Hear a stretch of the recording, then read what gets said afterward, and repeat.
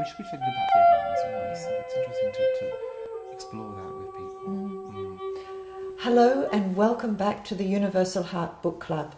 We have such a special treat for you today because I am going to be interviewing my co-host, Walter Mason, about his second book, his second wonderful book, and it's called Destination Cambodia.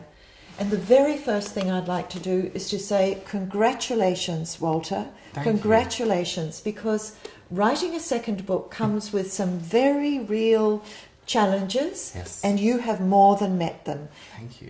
And I think there are very particular challenges when you're writing and subverting at the same time as writing a particular genre, in your case travel writing, and when you're also being persuaded, maybe by your publishers, to have a bit of a series feel here. So the first book was Destination Saigon, and now this one, Destination Cambodia. So how comfortable were you with all of that?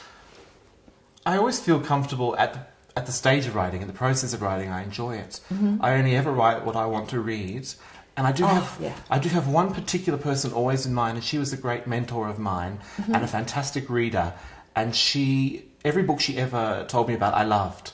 So I always think about her when I'm writing. I'm thinking, would she enjoy this as well, this story? So I'm loving the stories while I'm writing them, but when it all gets together and it comes time to send it into the publisher, I always get a bit terrified, especially in that second book. Well, you have an incredible gift. I mean, you can almost not take credit for it because it must be innate.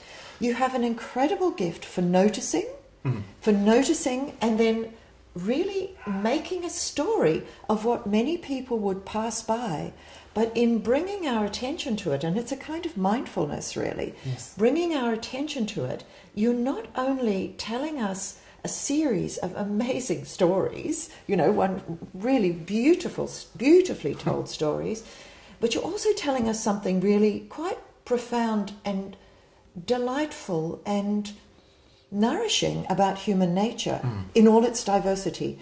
Do you want to reflect on that? Yeah, for me, in my books, it's important to write about people as they really are, because I think we travel a lot in the developed West. We're all very privileged and we travel a lot, but often that travel doesn't involve much contact with people. Yes, and that's what I ache for when I travel. I want to meet people. I want to talk to people.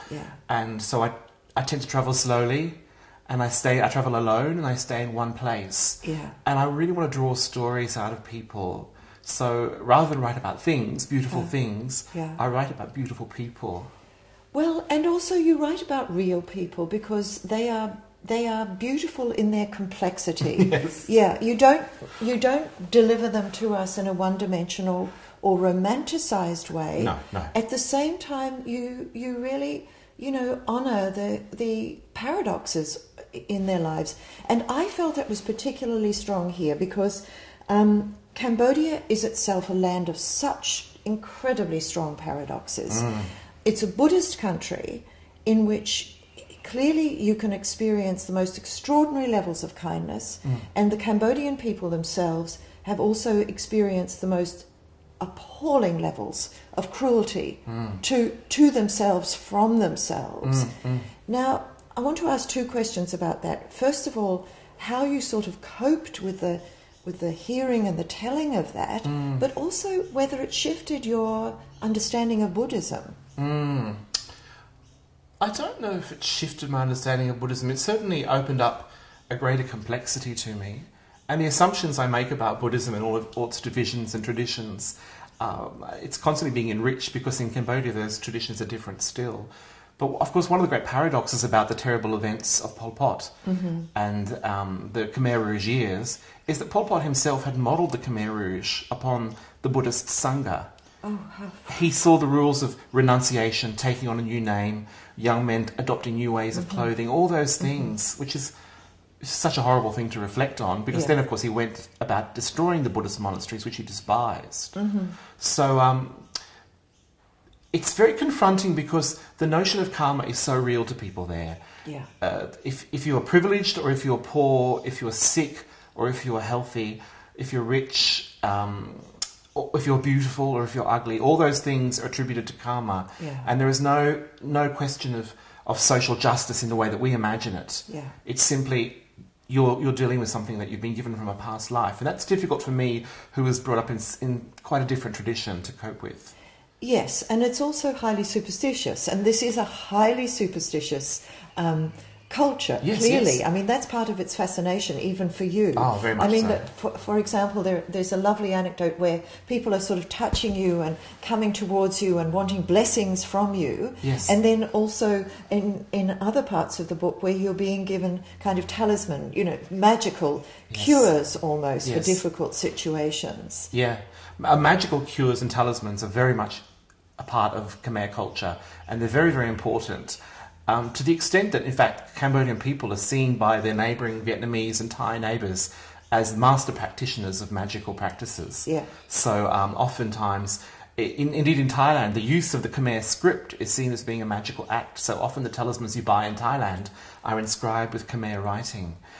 People really believe these things. They have their own collections of these things, and they live their lives according to them. So when you have a magical object, you're entrusted with its care, and you have to observe certain rules. For example, I write about my friend Panit, who has a magical belt, which makes his life very, very complex because he has a whole series of rules he has to observe. Yes. And to me, that was fascinating to see people living their lives according to these sort of rigid standards, which almost everyone I know in my life back here would reject as superstitious. Yes, would reject as superstitious.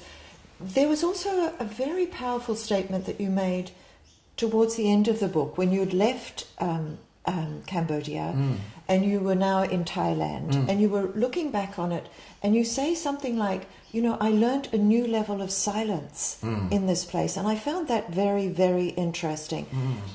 Is there a quality of silence at Angkor Wat, for example, even in the midst of, all the tourism and all the kind of projections and the fantasies and so on that surround Angkor Wat? Or was it something much more subtle than that? It's very subtle, and there are thousands of tourists at Angkor Wat, of course. Yeah. But in fact, I don't think there are enough projections. I think that most Western visitors to Angkor Wat are simply seeing an archaeological wonder, and they absolutely are forgetting that to the Cambodian people, this is a site of mystical significance. Yeah. That people go there for a real purpose, to experience something that's sort of metaphysical. Yeah. And I think, absolutely. Yeah, I think that a lot of tourists miss that entirely. Yes. And it's really, really important. And yeah, there is this quality that people set about their everyday lives with a quiet knowledge that there is something operating underneath it all. In Cambodia, mountains are never just mountains. Yes, and trees are never just trees. Yeah. They're inhabited with spirits. Yeah. And people really do believe this. I loved that, and I wondered whether there were parallels, without pushing it too far, also with Aboriginal spirituality in that. And another of the paradoxes that I really noticed, and I'm leaving out all the fact that this is also a very, very funny book in many ways, that I was laughing out loud, literally laughing out loud sometimes reading it.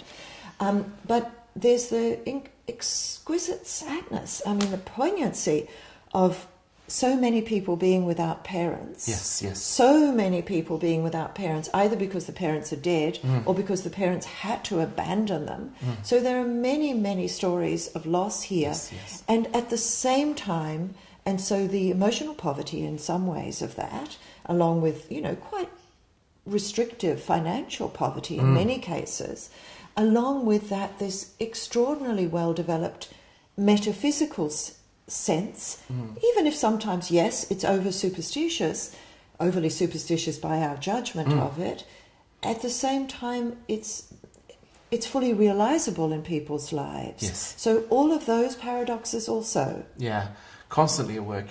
Everyone has been affected by the Khmer Rouge years. Absolutely everyone that you meet has lost somebody. Even if they're born after that time, there's a grandparent or a parent missing. Yeah. And everyone knows about that time and has had that experience. So you are dealing with a nation of people who have had incredible sort of psychic and psychological damage. Yes. And trauma. Yes. In their lives. And it's something you have to have in the back of your mind always. So among my friends, almost none of them had a complete family, as I have had the good fortune to experience. Everyone has experienced the loss of a parent or a sibling or something like that. And there is sadness, and there is an economic difficulty, as you said. It's a tough place to live, and people go into debt for years over $10 or $20 or $50. Yeah. But at the same time, there is such kindness shown to me, a stranger. Yes, yes. And the kindness that is shown to you, the stranger, and the kindness that you show others also is so touching. Oh, look, there's so much we could talk about, but I loved your book, and congratulations, Walter. Really deep congratulations. Thank you, Stephanie.